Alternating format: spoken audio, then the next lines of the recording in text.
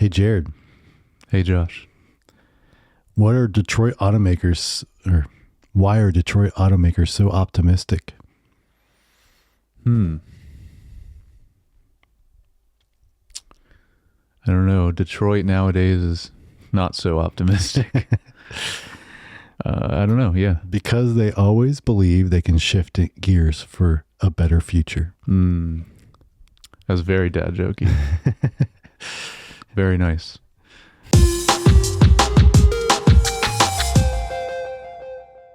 Hey, welcome back to Screen Time Film. I'm your host, Josh, and Jared, what's the difference? 50 views or 50 million? That's only the internet crap. It's the idea that counts, Jared. The dream. Yes, it is. A man in his dream. This is my co-host, Jared. That's what we say every time we look at YouTube with the views. Views don't matter. Yeah. The podcast of tomorrow, today. Yes. Don't let the future pass you by. That's right.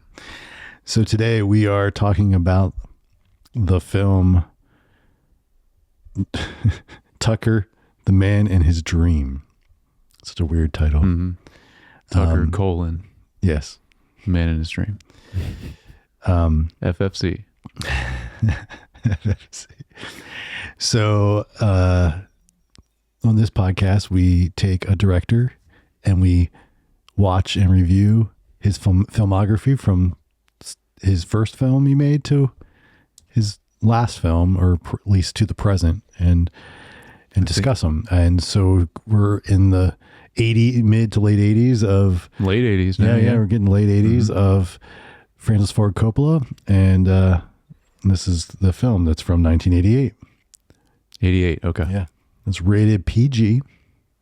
Oh, that's interesting. And it's an hour and 50 minutes. Okay. I thought it was PG-13. Nope. Huh. The story of Preston Tucker, the maverick car designer, and his ill-fated challenge to the auto industry with his revolutionary car concept. So that's what the IMDb synopsis. So writer is Arnold Schulman and David Seidler. Okay. It's no writing from him. No. This time. Okay. Cinematographer was Vittorio Storaro. Yes. The guy from Apocalypse Now. And One from the Heart. That was the other one. Yeah. He did. Yep. Music by Joe Jackson. Yep. No idea who this person is. Didn't really have anything or much on IMDb.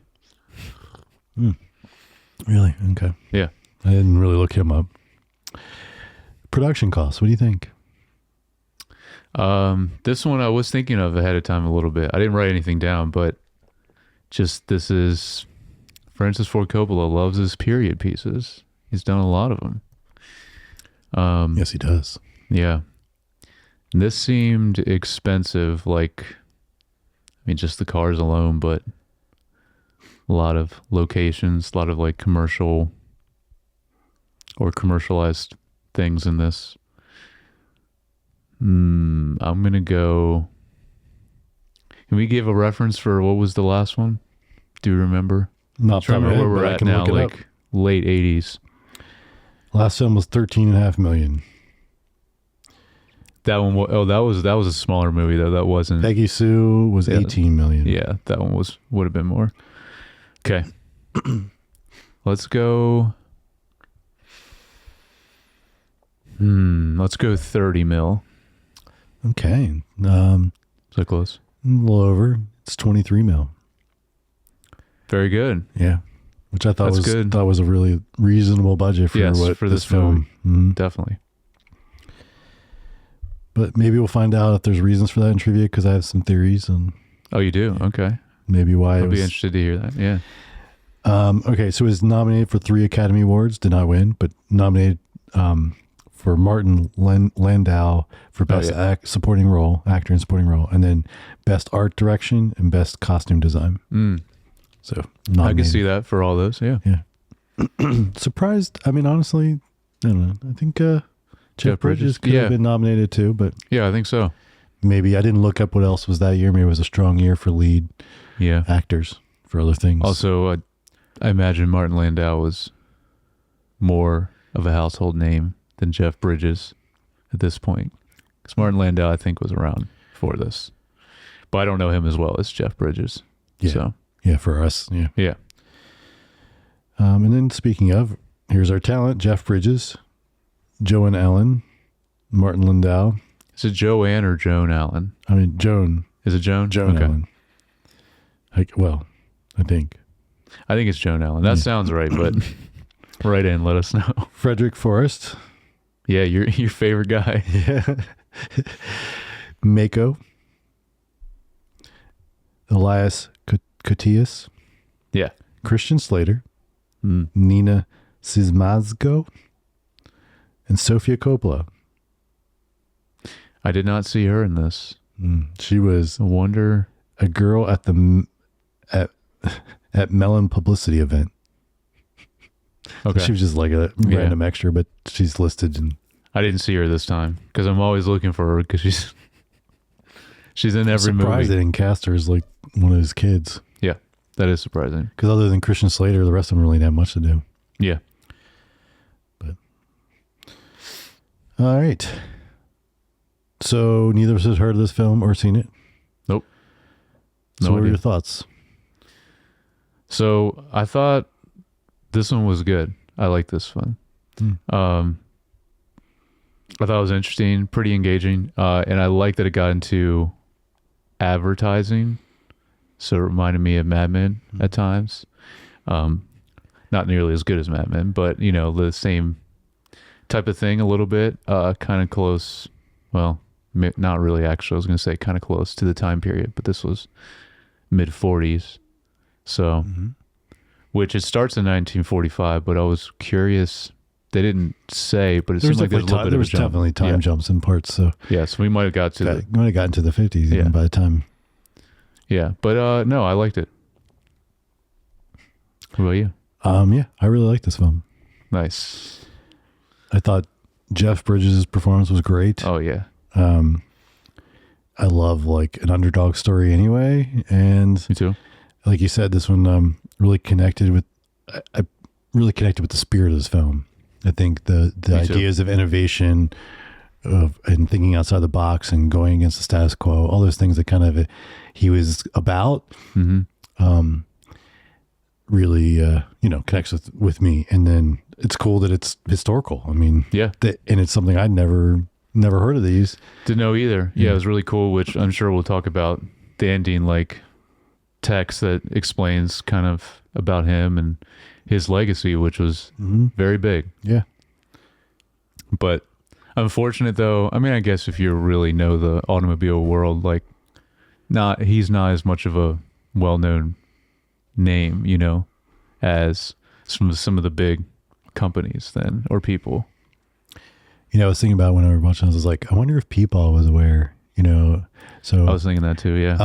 For those listeners and viewers, our grandfather, who's passed away a few years ago, was really into old cars, and he was president of the local auto club, and at one point, and which Meemaw's still a part of today. She's still involved with that. But he had an old Model A. He had a 60s Corvette convertible that he bought brand new and still owned. And then he had a bunch of other stuff in between. So, if he would have been around, it definitely would have been one of those things where when I watched this, I would have been asking about like, me too. What were your thoughts on this? Or even if he have seen this movie, Yeah. But very interesting. I thought about him too. And, very similar cars, to some of the ones that Peepaw had too. All right. Let's get into the specifics. So I was going to ask then, at this point now, is this Francis Ford Coppola's best movie from the 80s? Yes, I think so too. For sure. Yeah. From my perspective, yes. Yeah. It's been hit or miss this decade. Yeah. Yeah. No, this was good. This is good. Pleasantly surprised. Yeah, because we didn't. I had no idea where we were going into. No. So right off the bat, Lucasfilm Ltd. Yep. That was my first note too. It was cool like, seeing that. Interesting. Yeah. I mean, I guess it's in the 80s as he was getting, and they're friends. They're friends anyway, yeah. But as he's getting his production company out, kind of off the ground, I guess they were helping produce some other films. Yep.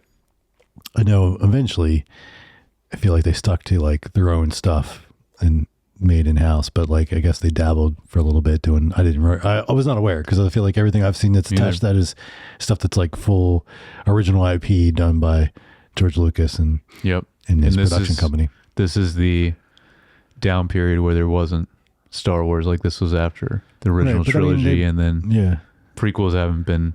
Yeah, but like they did like Howard the Duck and they did other stuff. Yeah, Indiana Jones and right. I guess Last Crusade actually would have been right around now. I think that was late 80s. Yeah. So. Yeah, it's cool that he was involved with it in some way. Maybe there'll be some trivia about it, but yeah. Mm-hmm. And then right after that, the blurb about this being produced by the PR company for the Tucker estate. Oh, I didn't see this. That was in the beginning? Yes. Oh. So okay. Find that very interesting. And this is where the budget's still, but like they might have had to pay for the cars. Because they might have, or like there's things like that they might have not been cost. This is where my theories on like why the budget probably was so low.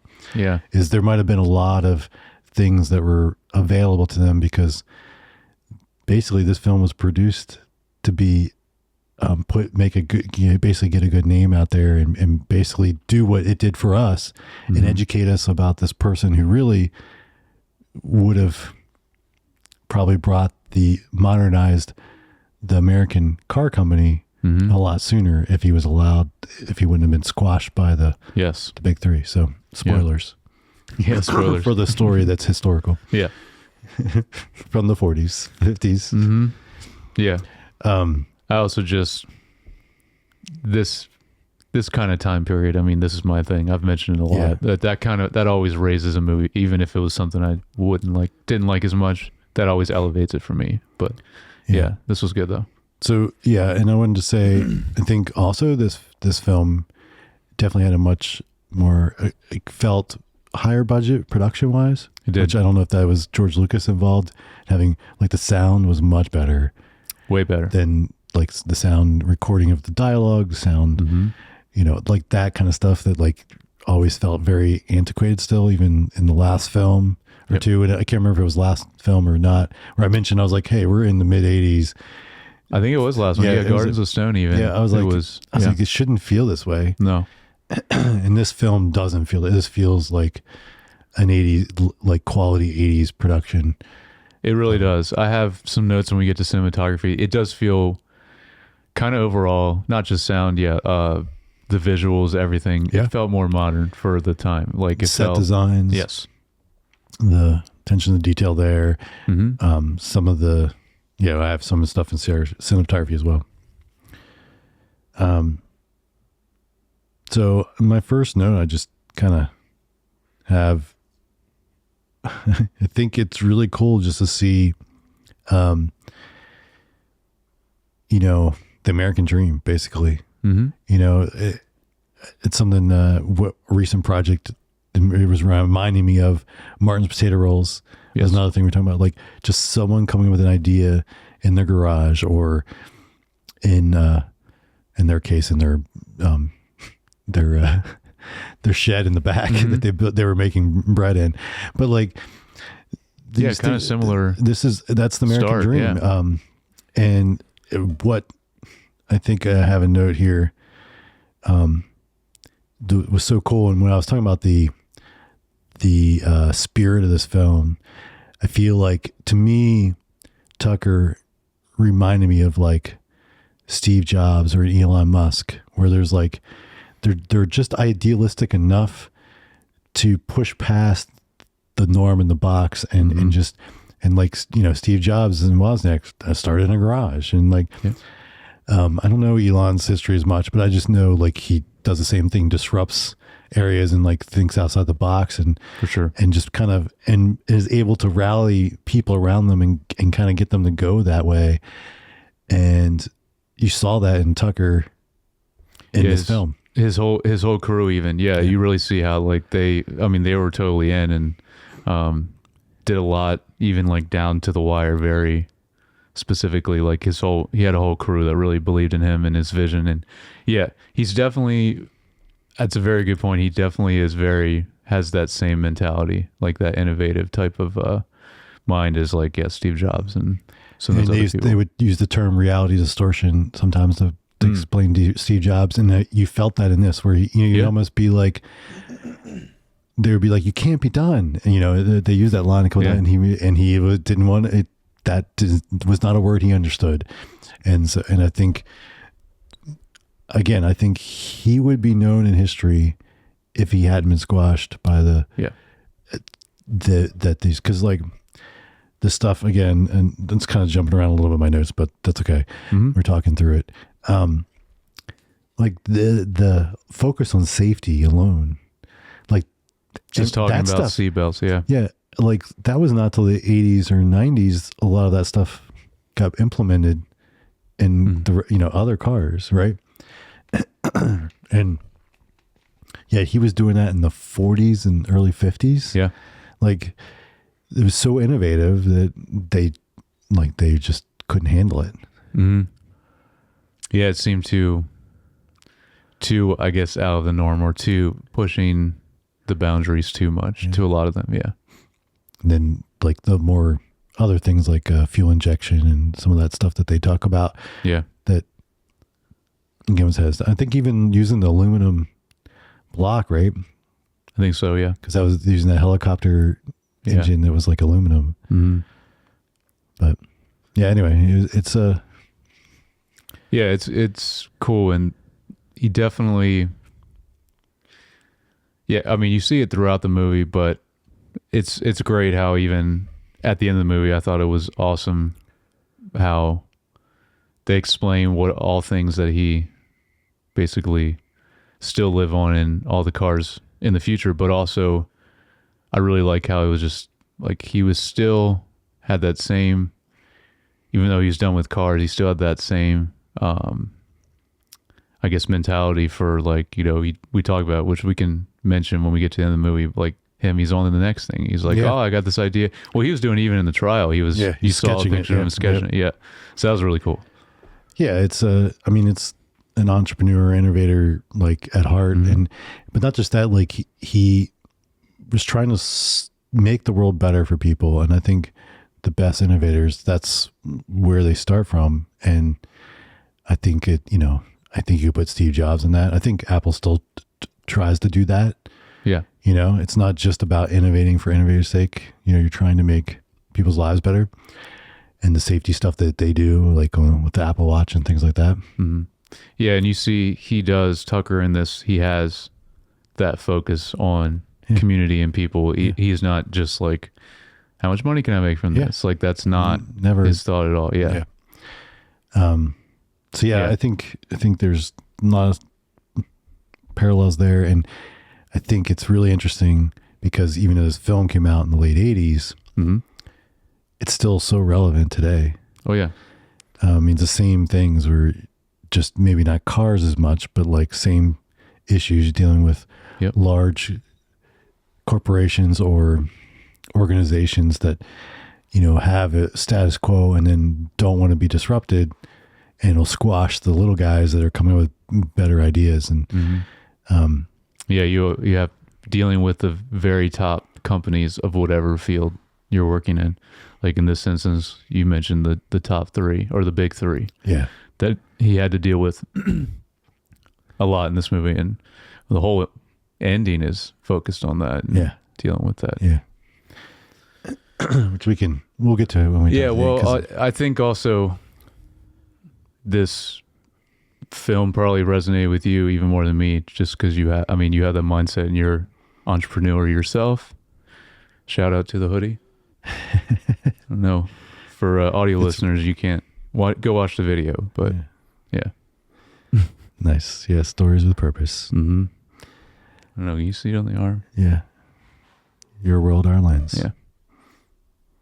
Yep. So I think feel like I'm like the subtitle or not the like the I guess the subtitles when you turn on like the audio description for things and it reads like even like text that's on the screen, like not what they're doing. Yeah. Not just the actual dialogue. Yep. Jared shows his arm to says the camera. Your World Airlines. Yeah, it says, yeah. So yeah, I think this film probably resonated with you even more, just because of a lot of those. Yeah, I mean, I guess it's something that's always resonated with me at some level, even though it's only till recently that I had my own business. But right, yeah, even before you had your own business, yeah, definitely. I think the other thing that's relevant is corruption in the government. Oh yeah, which was also pretty prevalent in this. Mm-hmm. And then again, another thing that's very close to home for me, and you mentioned it, Tucker really understood PR and marketing. Yes. And he knew how to use it for his advantage. And again, I know I keep going back to this, but like Steve Jobs was the same way. I think Elon Musk is the same way. Mm-hmm. Like these just innovative geniuses also know how to, get the information out there to people too, what they're doing. And there are several times in this film where he figures out a creative way around an issue and it works out to his advantage because he gets free publicity or whatever out of it. I mean, even at the end when he's on trial and then he just has everybody show up in the 50 cars they made that was great to prove that they were not. He's like, no, I actually built all these. Like they're here. Yeah. Yeah.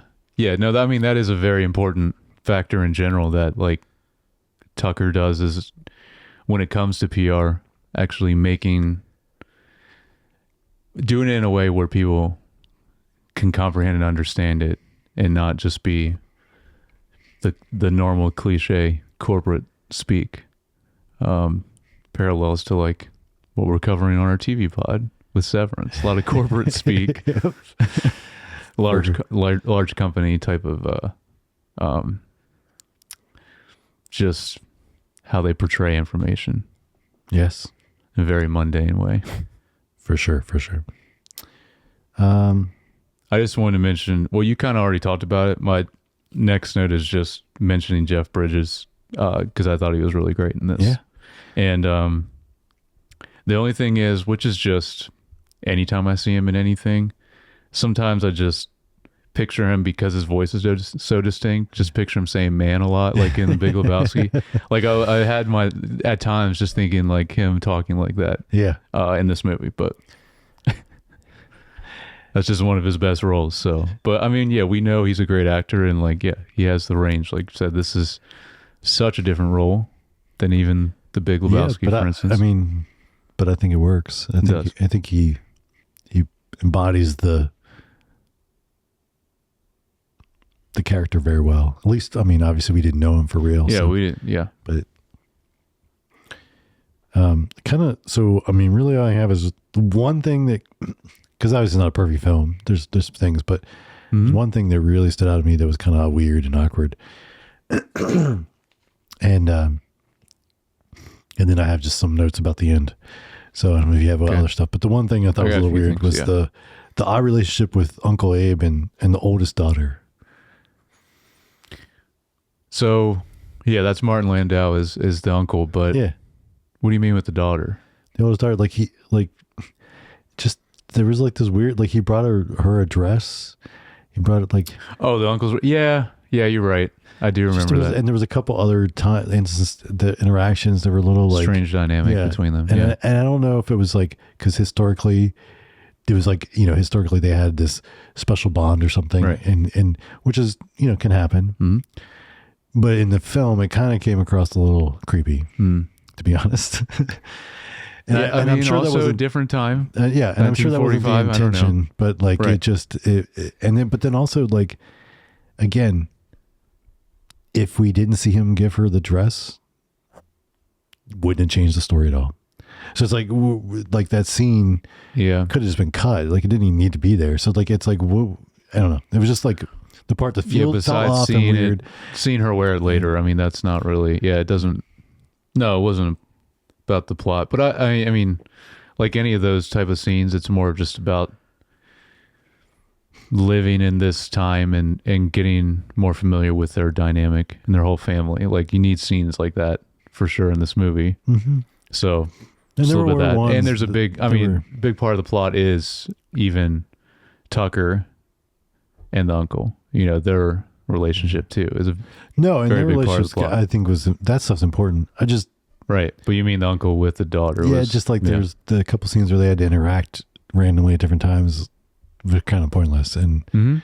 then on top of it, didn't age well. But this is the late '80s. Like I mean, like they should have already started thinking. I mean, I Yeah. know that it was supposed to represent the '40s, but like when they were making it, it was already Yes.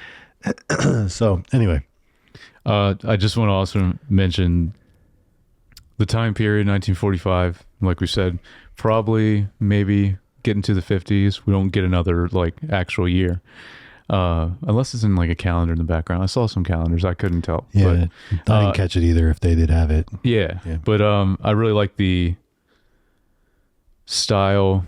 And it's nice that they got nominated for this because I was thinking in this movie it really had a nice 1940s, like you saw a lot of like the art style in that time period, which I thought was really cool. I like that art style anyway. But and the interior design, I wanted to shout that out too, which I know that was a part of the nomination, but it looked really great in this movie.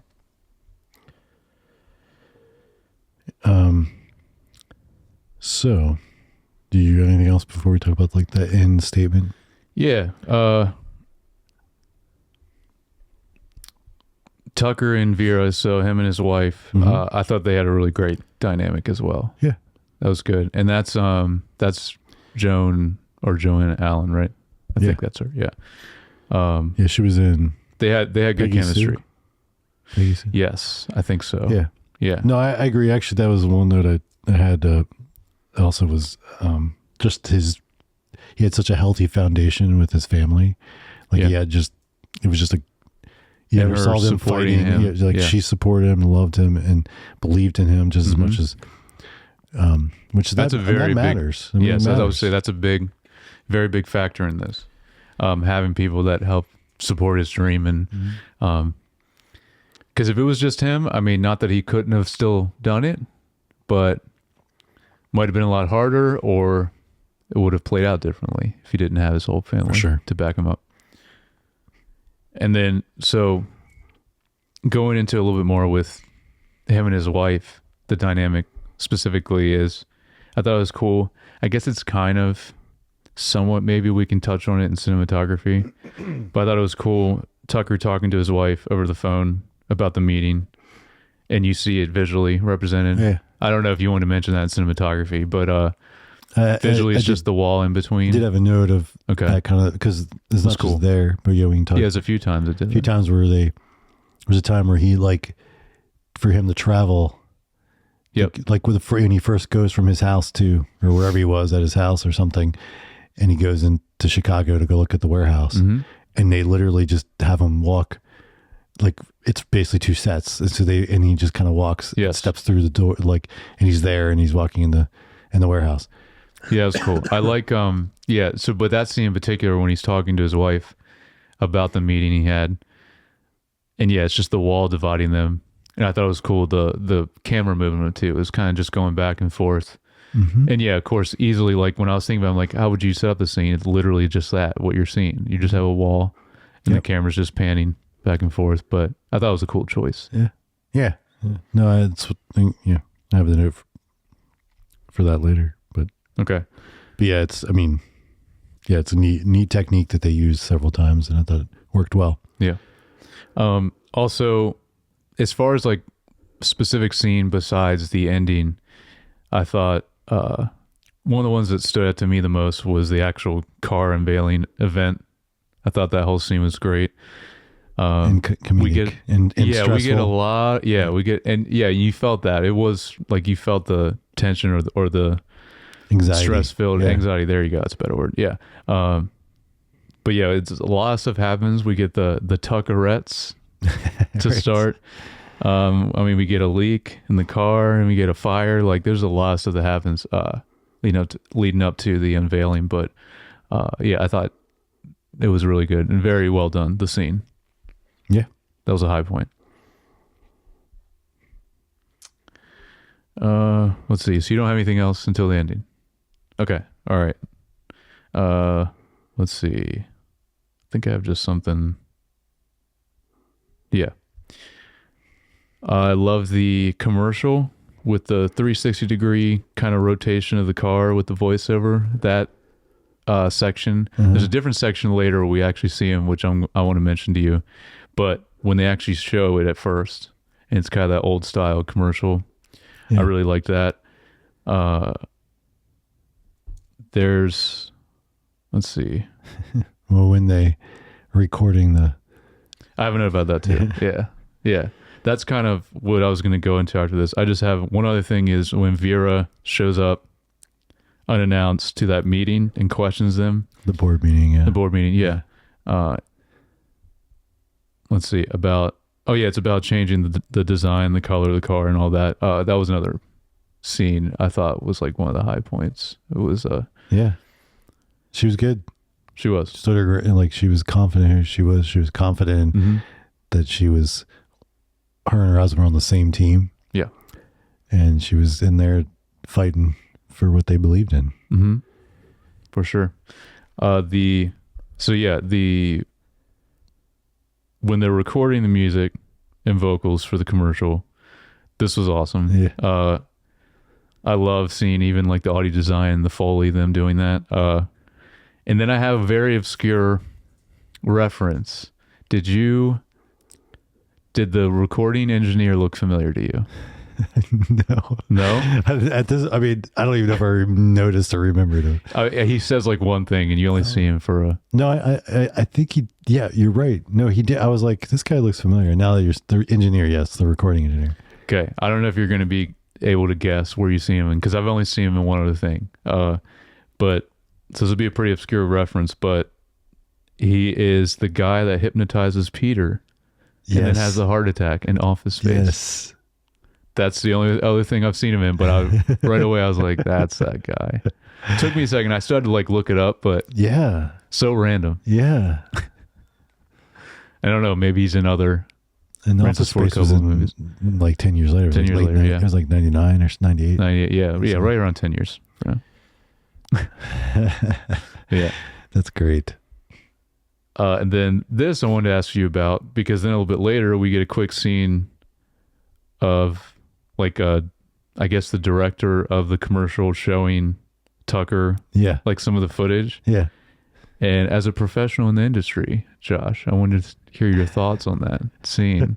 Well, because it's very much in your wheelhouse. Yes, but I think the style of the commercial, I guess, was as of the time, because it's on a reel. Like literally, they have to play it back on a reel.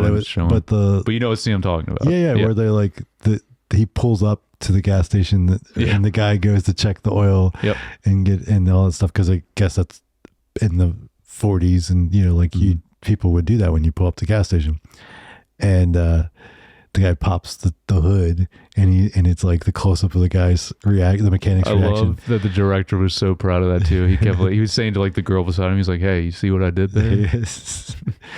But I mean, it was so cheesy, in reality, right? But for that time, like I said, I thought the commercial that was earlier in the movie, I thought that was cool. The style of that, but anyway, I just was curious if you had any specific thoughts on. No, I mean, I just thought it was a fun scene, just like the recording of the. Yep. I don't know. I mean, I think that was either radio ad or it might have been the commercial, just creating like the voiceover. Seemed like a radio thing, because then Tucker goes to like start talking after they do all that, and he kind of was like, then he's like, "Who wrote this?" Yeah, he was like, "I don't know about this." Yeah. And that's it that I have, besides just one note about the ending. So what do you got about? Well, I just the ending statement and the ending. His monologue. Tucker's, yeah, that was my note. Yeah. I just think it's was it in the monologue, or if it was just the written stuff at the end? I don't know. Now I don't remember. Mm-hmm. But I just thought, closing statement was was really throwing shade on the big three. Mm-hmm. And the fact that, like, by this point, we're in the late 80s, you know, the Japanese automakers had kind of taken over. Yeah. Oh, yeah, because he references that. He's like, I don't want they make in America to like all this stuff. Fall behind. And like they basically are. Because he brings up the war Yeah. with the Japanese before that to, as in context to that. So I think that was their way of saying, hey, it would have been a different history if they wouldn't have done him bad and he would have been able to do his thing.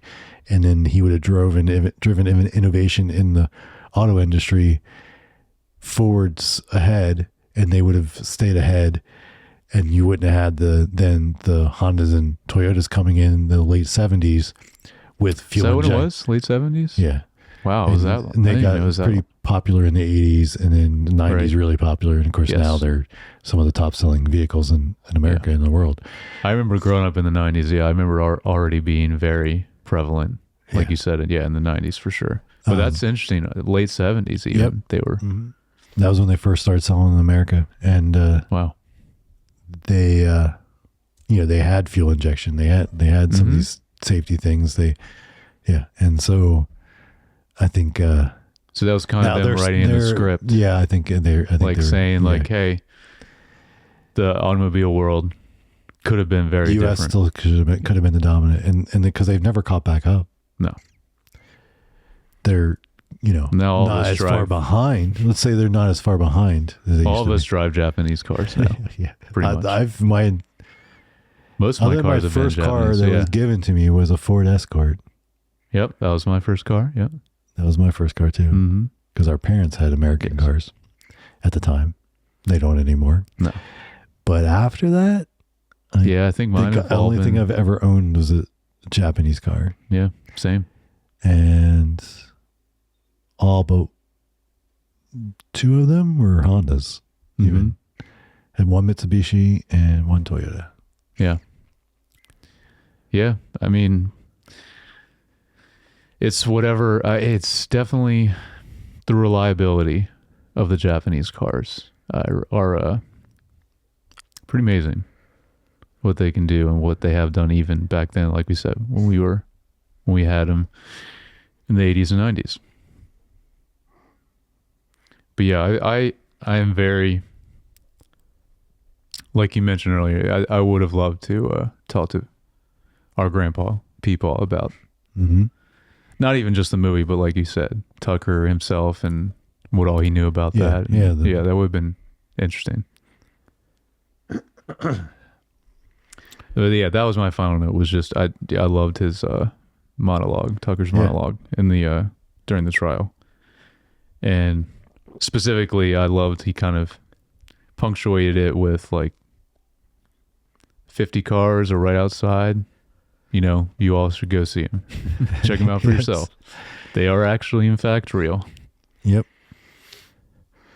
Cool. Well, let's get into some of the cinematography. Yeah. I know we touched on some stuff already, but at first is, again, I always like to look at color and used a lot of the warm golden hues, and most of the time that, and it's kind of good for nostalgic and hopeful. Right. Yeah. I remember you talking about that. Yeah. And Peggy Sue. Yeah. And then it helps, make it feel like the 40s. I think it was also Tucker most of the time was lit very bright. There was not a lot of dark. Because even if it was nighttime scenes, he was still very bright. And I think, that was intentional to kind of show, his like his personality, like, to come through and like, Yeah, he was always very positive and like smiling even. Yep. In some of the worst times in the movie. Even the thing when you're as a viewer and you're like, dude, that's not what he wanted to happen. And then yet he'll still somehow be optimistic and still somehow turn it around, like or redirect it in a way. And you're like, oh, okay, that was clever. And then, in the courtroom though, it was definitely a harsher, cooler lighting. to Okay. kind of show the harshness of that. And then of course they use a lot of soft lighting with the family scenes, which is good to show the warmth and Yeah. like just homeliness of it. And then every time, like you were talking about with the car stuff, they always did a really good job of making like them very like shimmering, shiny Yes. looking, which was great. Show your room ready. Mm-hmm.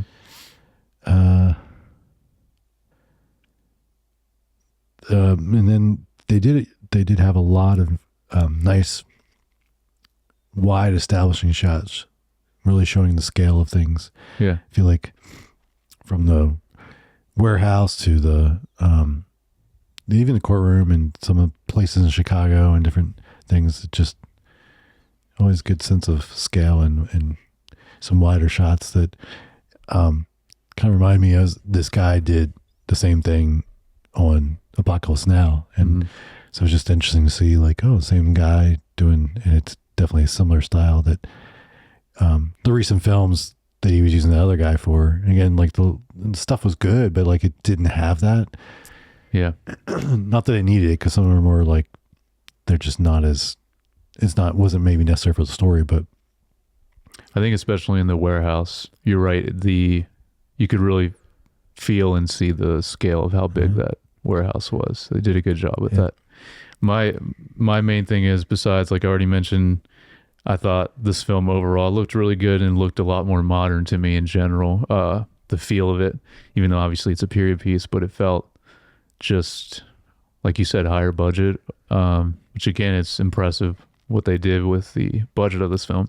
And the only other thing I kind of noticed, which I thought was a cool choice, was there's a lot of really cool and like kind of unusual camera movements and angles, even when there was just like simple dialogue scenes. Yeah. You notice that? Like, especially when he goes sees the one guy, I forget his name. I mean, he was like one of the most influential guys from that time, in the airport hangar, right? I think that's where he meets him. Howard Hughes. There you go.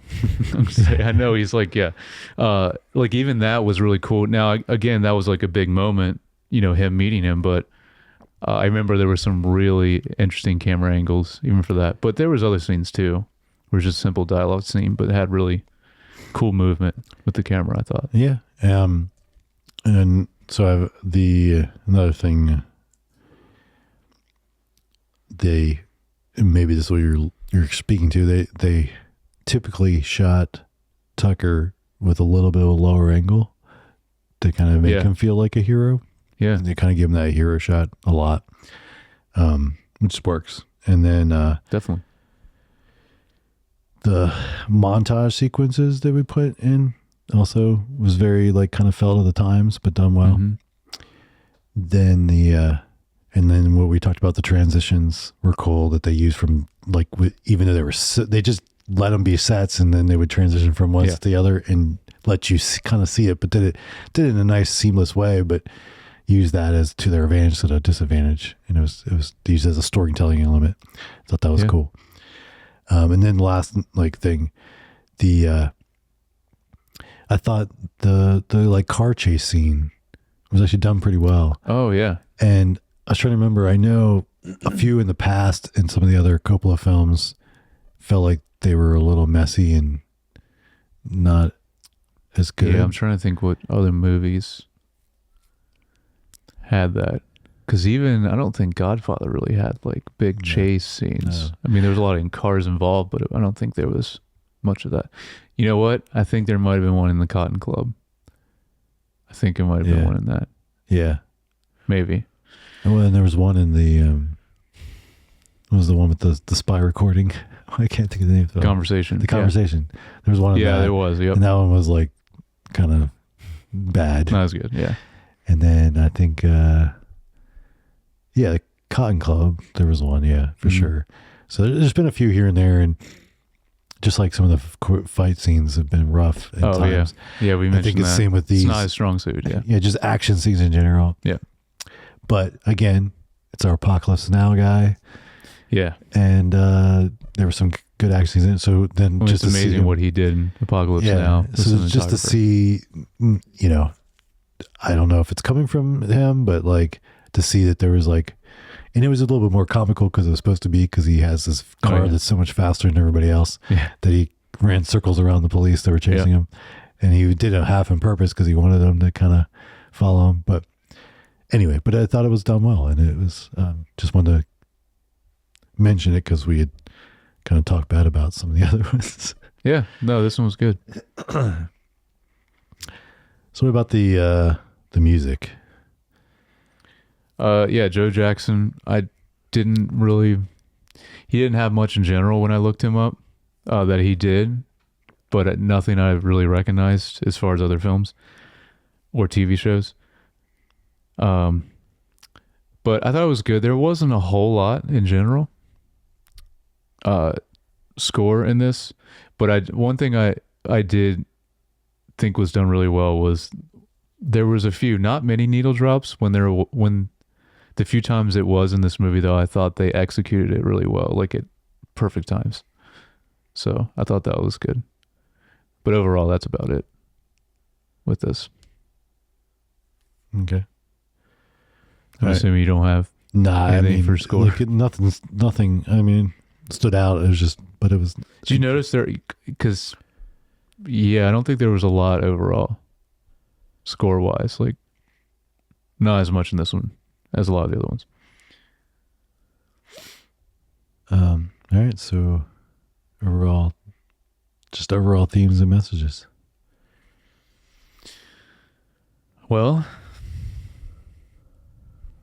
I mean, definitely a lot of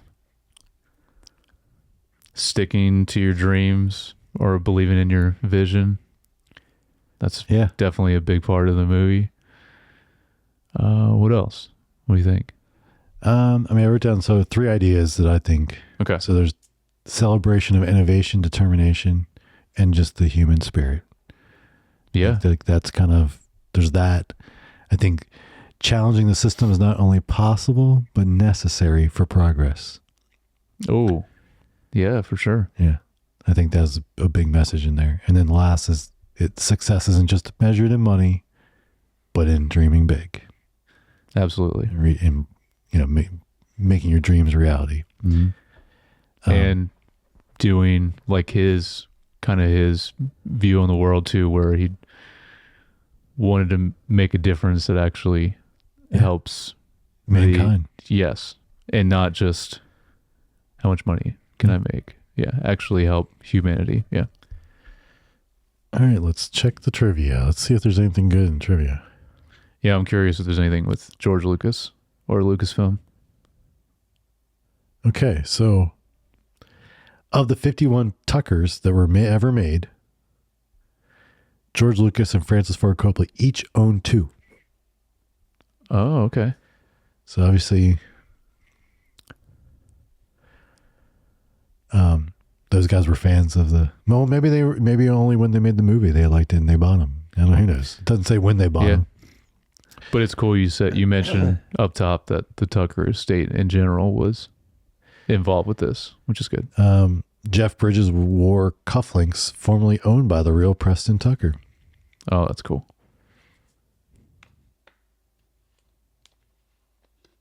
Much of the information about Preston Tucker was gathered by Francis Ford Coppola and came from U.S. Secretaries and Exchange Commissions. It took Coppola several years using the Freedom of Information Act to finally obtain access to the SEC's detailed files about Tucker. 4 Tucker replicas on the 1974 Ford chassis were constructed for the film. So they'd have, like, I guess, one of these in Tucker trademark Waltz Blue has been donated to the Ysplanti Automotive History Collection. Okay.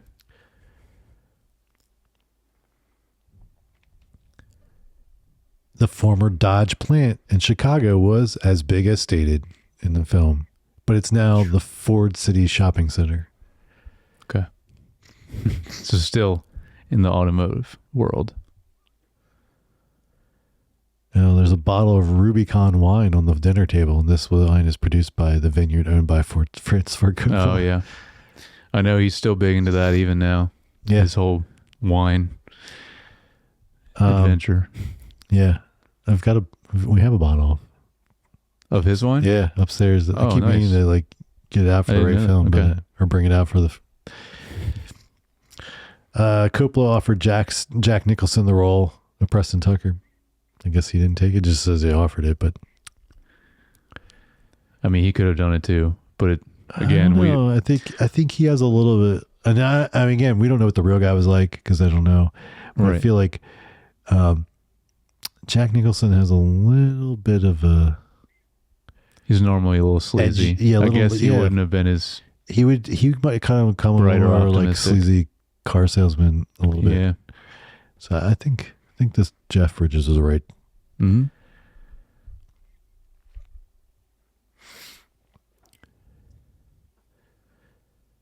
The junk car used as the starting point for the prototype. It was originally a 1942 Oldsmobile. Okay.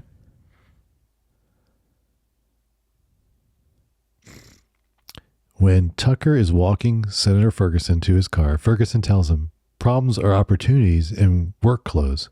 That's a quote from my friend Henry J. Kaiser. Kaiser also took on the Big Three at the same time Tucker did when he teamed with Joseph Fraser to form the Kaiser-Fraser Motor Company. In 46, Kaiser's cars were equipped with some of the same safety features, pop-out windshields, shatterproof glass, and padded dash that Tucker had. The 47 through 48 Kaiser-Fraser cars even used the same outside door handles as the Tucker. Okay. So there was another one that was competing as well. That's interesting. Yeah. As depicted in the film, the Tucker vehicle had rear-hinged coach doors, which would be known as suicide doors for their risk to rear passengers if they accidentally opened while the car was in motion. Yep. While in post-production of Apocalypse Now, Coppola met with Burt Reynolds about playing Preston Tucker, stating how much he resembled the young Preston Tucker. Oh, okay. Due to delays in story development and logistics, plus commitments to other projects, the film wasn't made until 88. By then, Reynolds was too old for the part. Well, it's cool he had the idea. He was starting to work on it basically 10 years before. That's cool. Huh.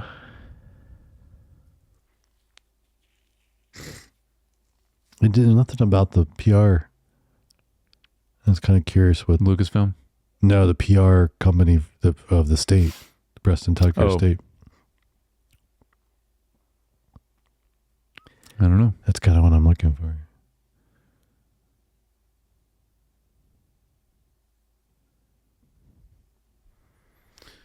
Well, while you're looking for that, I'm going to look and see what is the next movie we're doing.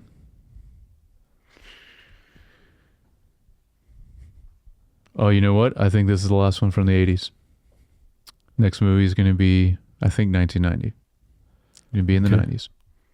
All right. Well, then this will be the winner. Oh, of his best 80s film? Yeah, I think so. Yeah. Okay, in real life, at the end of his criminal trial, Preston Tucker had 8 cars taken to the courthouse, not the 50 shown in the film.